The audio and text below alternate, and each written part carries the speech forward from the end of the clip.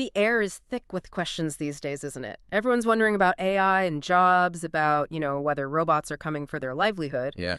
But what if we told you that AI is actually less of an impending threat and more a technological earthquake? I mean, a game changer as big as the steam engine. Mm-hmm. What if this moment isn't just about navigating change, but about seizing, an immense opportunity? It absolutely is. And that's really our mission today. We're trying to cut through the noise, the fear, all the hype to give you clear, actionable insights on truly AI-proofing your career strategies. We've taken a stack of sources articles, some cutting-edge research, our own notes, and just extracted the most important nuggets of knowledge, the key insights for you. Yeah. Think of this as your shortcut to understanding what's really happening. Okay, so we often talk about bulletproof careers, right? Right. That whole idea of creating something so impenetrable it can withstand any economic shock. Yeah, that phrase comes up a lot. But when we dug into the sources for this deep dive, that metaphor started to feel, well, honestly, a little misleading for today's world. What's fascinating here is how outdated that concept truly is. Really, the idea of a static, invulnerable professional life, where one employer maps out your path for decades, that's simply a relic of the past. Gone. The modern labor market. It's dynamic, it's disruptive, it's constantly shifting. Get this, the average job tenure is now just 4 years. 4 years? Yeah. So over a 40-year career, you could easily hold 10 or more jobs. 10 jobs. So, okay, trying to be bulletproof in that kind of environment is like trying to stop a tidal wave with a picket fence. It just sounds like a losing battle. Exactly.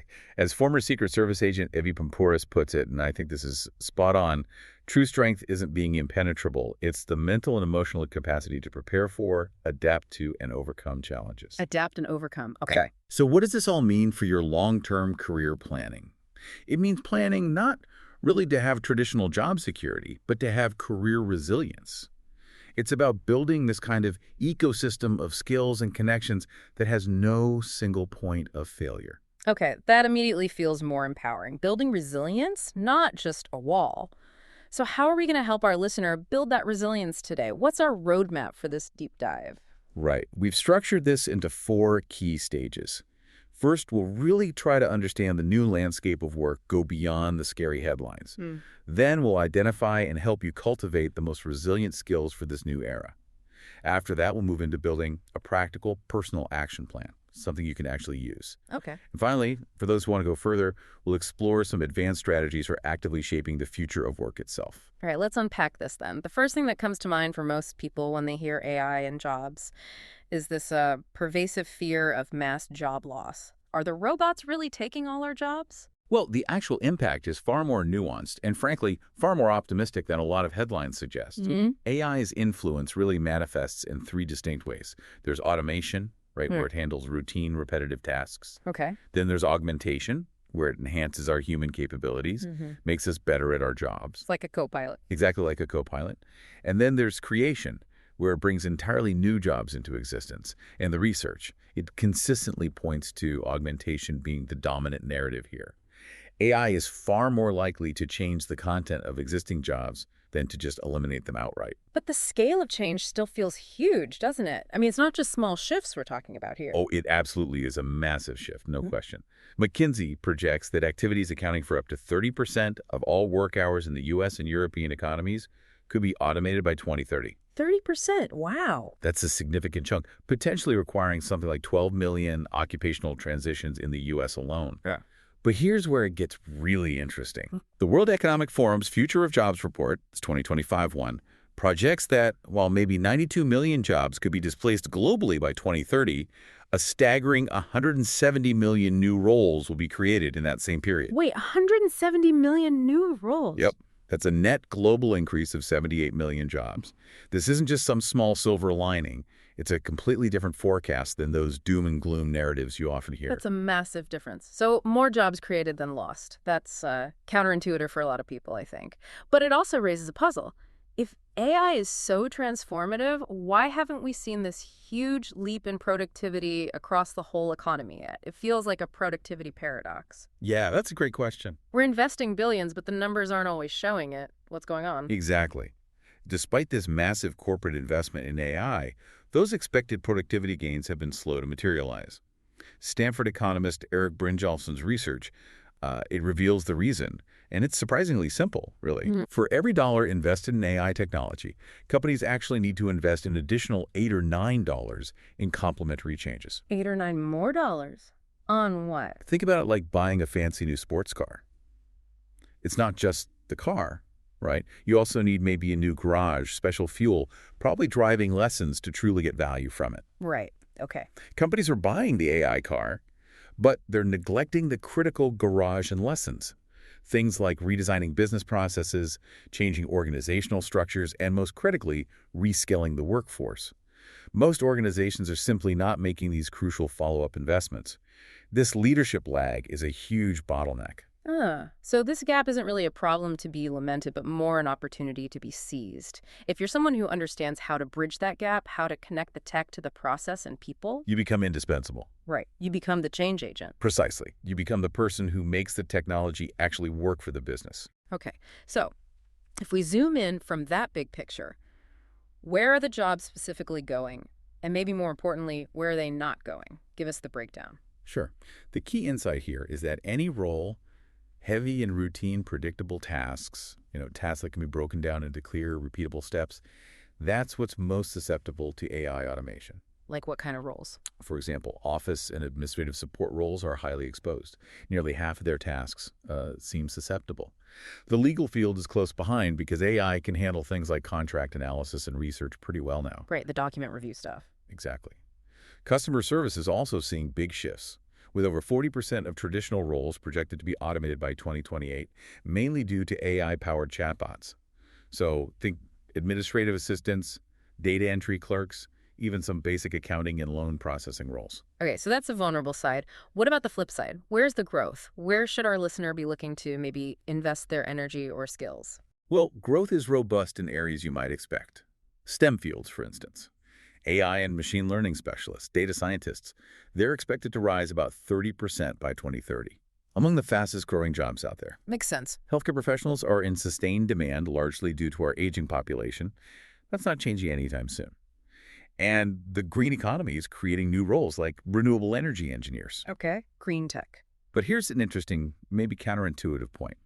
Core economy jobs, like delivery drivers and construction workers, they're also seeing significant growth in absolute numbers, driven by e-commerce, demographic shifts. Right, real-world stuff still needs doing. Exactly. So this whole macroeconomic view, it provides a vital compass for your career navigation.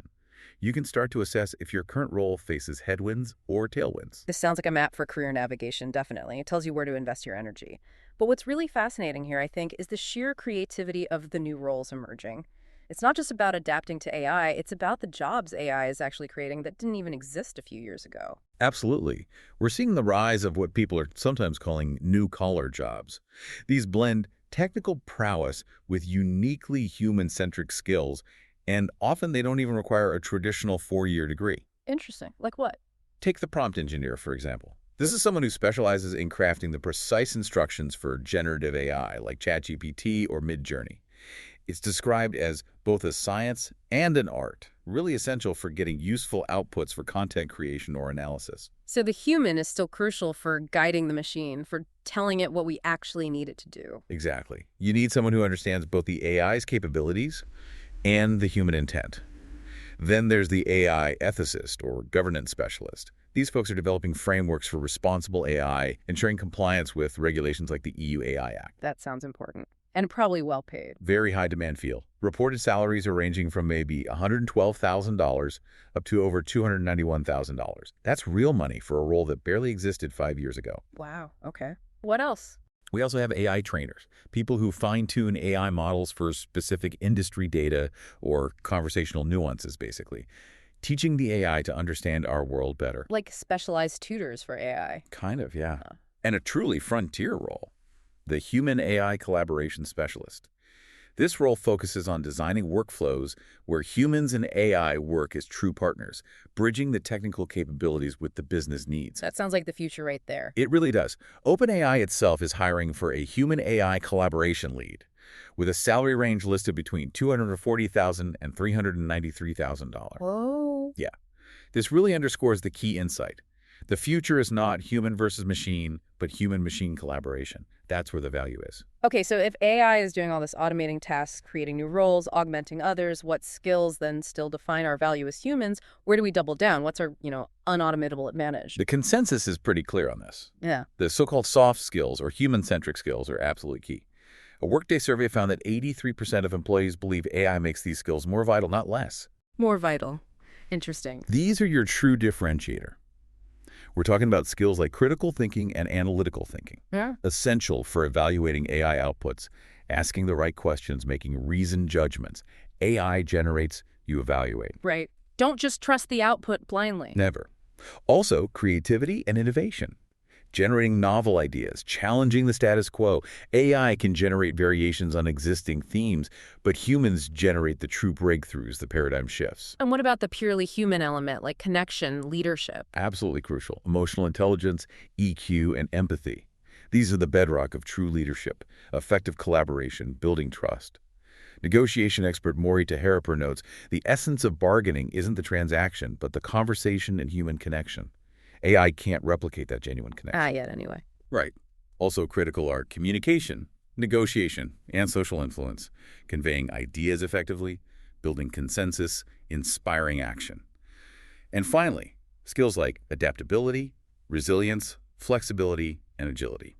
Basically, the capacity to thrive when things are constantly changing and uncertain. These are the qualities that will allow you to navigate whatever future comes. That all makes perfect sense. These feel like inherently human strength. But let me ask this. Does this mean everyone needs to become a coding expert? Do I need to learn Python to be AI-proof? Because honestly, that feels like a pretty big ask for many people. No, not at all for most roles. That's a common misconception. It's much more about developing a functional understanding of AI tools and concepts. Functional understanding. Okay, what does that mean? It means you need AI and big data literacy, just a foundational understanding of what AI and machine learning are, what they can do, what their limitations are, how they broadly work. The World Economic Forum actually says this is the single fastest growing skill demand globally. Just knowing the landscape. Exactly. You also need data fluency. That means being able to interpret data, use it effectively, maybe get comfortable with visualization tools like Tableau or Power BI, depending on your role. And increasingly, cybersecurity awareness is becoming a universal professional responsibility. We're all living in this hyper-connected world. Right. Everyone needs basic digital hygiene now. Absolutely. So it's really about being conversant in the language of AI, understanding what it can do and its implications, rather than necessarily being able to build it from scratch yourself. Okay. That feels more achievable. And looking ahead slightly, there's this idea of a new skills triad emerging. This includes carbon intelligence, so understanding the environmental footprint of your work, virtual intelligence, which is mastering collaboration in our increasingly remote and hybrid work world, and AI proficiency, which is about using AI tools effectively and ethically in your daily work. Interesting triad. The most durable path, many argue, is becoming what's called the T-shaped professional. Imagine a T. The broad horizontal bar is your wide base of human skills, communication, critical thinking, collaboration. Okay. The vertical bar is deep technological expertise in a specific area relevant to your field. So think of a marketer who's really good at using AI for campaign optimization. That's a powerful and resilient combination. Broad human skills, deep specific tech application. Got it. Broad and deep. This raises another important question, though. How do we fundamentally change our relationship with AI? It feels like it's not just about the skills we have, but how we think about working with these tools. This feels like a mindset shift more than anything else. It absolutely is. It's what we call the augmentation mindset. Viewing AI as a powerful collaborator, not as a competitor or a replacement. A partner. A partner. Stanford research actually shows that workers want this partnership. They want AI to handle the tedious, repetitive tasks, freeing them up for more creative, strategic, and human-centric work. So it's about dividing the labor intelligently. Precisely. You clearly delineate AI's role. Data-intensive tasks, processing vast amounts of information quickly, spotting patterns humans might miss, and the human's role, judgment, applying context, emotional connection, ethical oversight, creative problem-solving, asking the why. This creates a powerful synergy where 1 + 1 = 3. It sounds like it's about intentionally designing your workflow to leverage both sides' strengths. For our listener, we've actually broken this down into an AI resilient skills matrix in the source material. It's a table they can use as a personal skills inventory, kind of a self-assessment tool. Yeah, that's a really practical way to start mapping out where you stand and where you might need to focus. Okay, so knowledge is power, but only if you act on it, right? So what's your blueprint for action? We've distilled the advice from our sources into a 5-pillar strategy for building career durability. Where do we start? Pillar 1 is foundational. It's about cultivating a growth mindset. This is really the psychological bedrock. It's the core belief that your abilities aren't fixed. They can be developed through dedication, effort, and persistence. As opposed to a fixed mindset. Exactly. A fixed mindset sees challenges as threats, avoids them, gives up easily when things get hard. A growth mindset embraces challenges as learning opportunities, reframes failure not as an endpoint, but as valuable feedback. So how do you cultivate that? Actively embrace challenges. Reframe failure. Ask, what can I learn from this? Instead of, I'm no good. Seek out, and crucially, act on feedback, and adopt what Carol Dweck calls the yet mentality. Instead of saying, I can't do this, you say, I can't do this yet. It implies ongoing evolution. I love that yet. Okay, powerful first pillar. Pillar 2, then, is committing to lifelong learning. This sounds like doing personal R&D for your own career, constantly iterating. It's pretty much an economic necessity now, honestly, mainly because of the shrinking half-life of skills.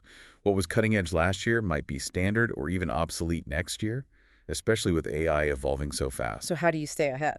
You start by conducting a personal skills gap audit. Maybe use that AI resilient skills matrix we mentioned to see where you align with future needs. Then, you need to diversify your learning. Diversify how? Both formal and informal. Formal could be online courses from platforms like Coursera, maybe Google's AI Essentials, Stanford Online, Udemy, lots of great options. But informal learning is just as important. Webinars, industry podcasts like this one, reading trade publications. Learning doesn't just happen in a classroom. Not at all. And importantly, prioritize on-the-job training. Volunteer for pilot projects using new AI tools within your company. That's often the best way to learn. And here's the kicker. You can leverage AI as a learning tool itself. There are AI-powered platforms now that can help identify your specific skill gaps and recommend tailored learning modules. Use the tool to master the tool. Meta-learning. Okay, pillar 3 is about building your human-centric brand. This sounds like marketing yourself, but with a twist. It's not enough just to have the skills. You have to communicate your unique value effectively. Exactly. Your personal brand is essentially your story, your reputation. In the AI era, a human-centric brand is particularly powerful because it deliberately emphasizes your unique human qualities.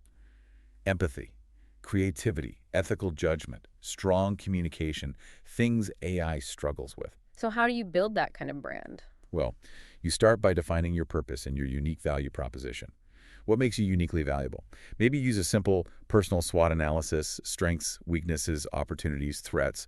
Or think about Simon Sinek's Start With Why framework. Know your why. Then, empathize with your audience, your potential employers, clients, collaborators. Understand their needs and how your unique blend of skills can solve their problems.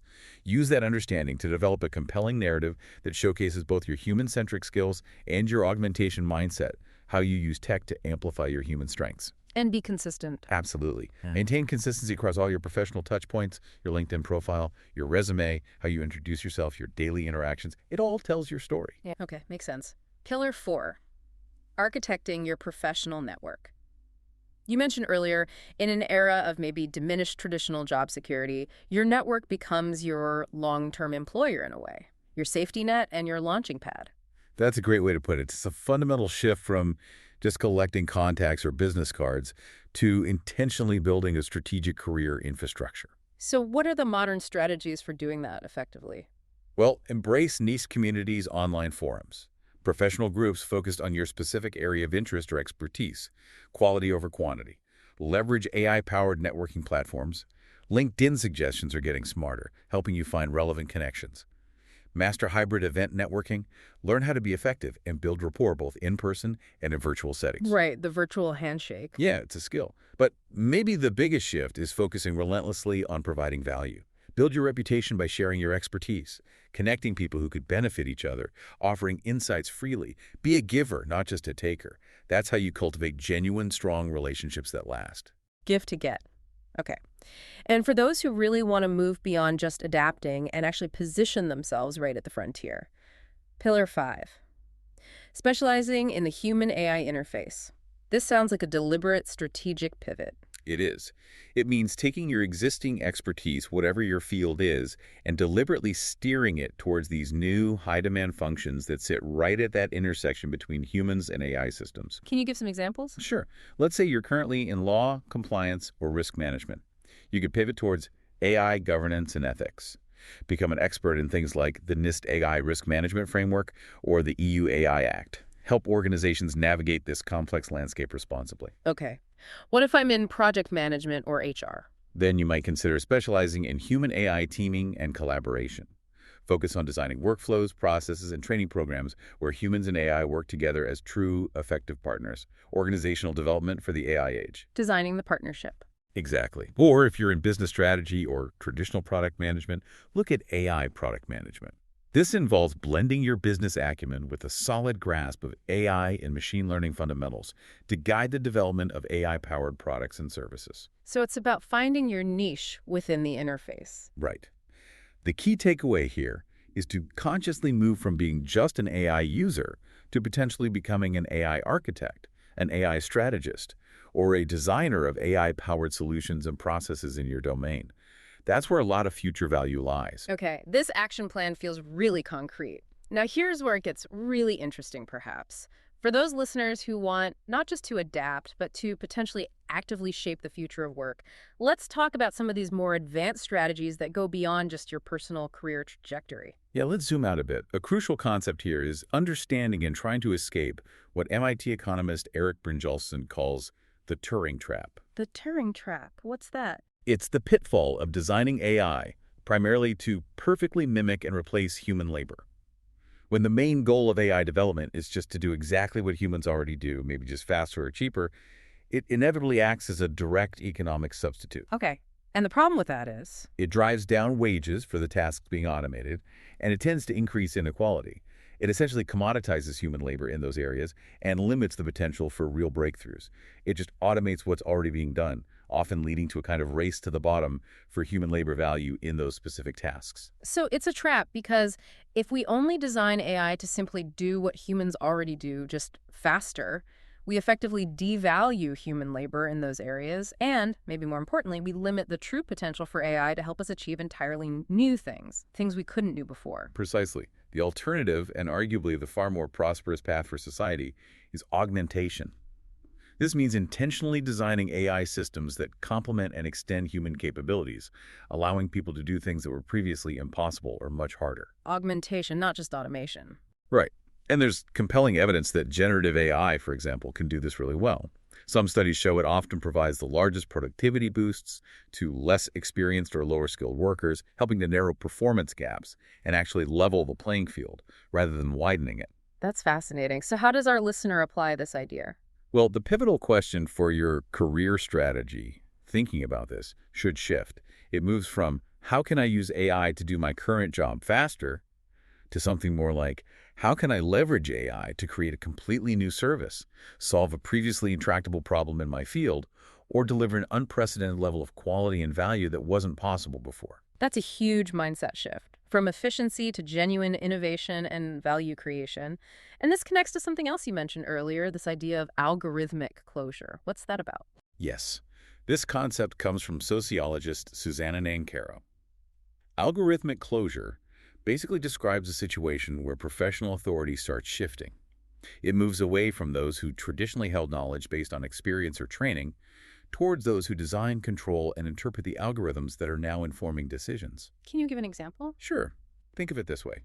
If your AI-powered fitness tracker tells you you're at high risk for a certain condition, who holds the authority in that moment? Is it the doctor who traditionally would have diagnosed you after tests, or is it the company that designed the algorithm making that prediction based on your data? AI disrupts these traditional professional power structures. That's a bit unnerving. It can be. However, research from Stanford's Human-Centered AI Institute shows that workers strongly desire to maintain human agency and oversight in their jobs. They want to be partners with AI, not subordinates to it. So given that, how does our listener gain authority and maintain their agency, their professional standing, in this new paradigm where algorithms have so much influence? There are a few key strategies. You can position yourself to become an ethical steward. Develop deep expertise in AI ethics, fairness, transparency, and governance. Help ensure these powerful systems are used responsibly. That grants a certain kind of authority. The authority of the responsible guide. Exactly. You can also focus on designing the human-AI collaboration. Become the expert not just in the tech, but in the process of optimally blending AI's computational power with human judgment, creativity, and empathy. Master the workflow design. The architect of the partnership again. Right. And thirdly, you can champion explainable AI, XAI, advocate for and help implement AI systems that are transparent and can actually explain their reasoning. This preserves the space for human critical evaluation and prevents us from just blindly trusting black box algorithms. Don't let the machines operate in secret. Basically, yes. Ultimately, building your career around these principles, augmentation over mere replacement, human centricity, ethical oversight, explainability, it's not just a personal survival strategy. It actually becomes a kind of political and economic act. You are, in effect, elevates human potential rather than devaluing it. Wow. What an incredible journey we've taken through the AI landscape today. Really, from understanding the true impact of AI beyond those scary headlines to identifying and really digging into those uniquely human and essential technical skills you need, then building out that very practical 5-pillar personal action plan. Yeah, the actionable steps. And finally, looking at how you, the listener, can actually actively shape the future by championing augmentation over replacement and navigating the subtle but powerful shift in professional authority. We started by saying bulletproof was maybe the wrong metaphor. Definitely outdated. And I think we're ending with a far more empowering one, future ready. It's about being adaptable, resilient, valuable, and ultimately feeling more in control of your own professional destiny in this changing world. Indeed. And the future of work, it isn't some fixed forecast set in stone. It's really a story that we're all writing together day by day through the choices we make and how we choose to engage with these incredibly powerful new tools. So for you, our listener, here's maybe a final thought to mull over as we wrap up. How might you start small, maybe just with a single new AI tool you haven't used before, and intentionally try to design a workflow that truly amplifies your uniquely human strengths, your creativity, your empathy, your judgment, rather than just automating your existing tasks to be a bit faster? What unexpected new value could you potentially create in your role, maybe even starting next week, simply by asking yourself, how can AI help me do something more human or something completely new entirely? That's the question. We really encourage you to reflect on this deep dive. Think about which insights resonated most for your own situation, your own career journey. Thanks for joining us.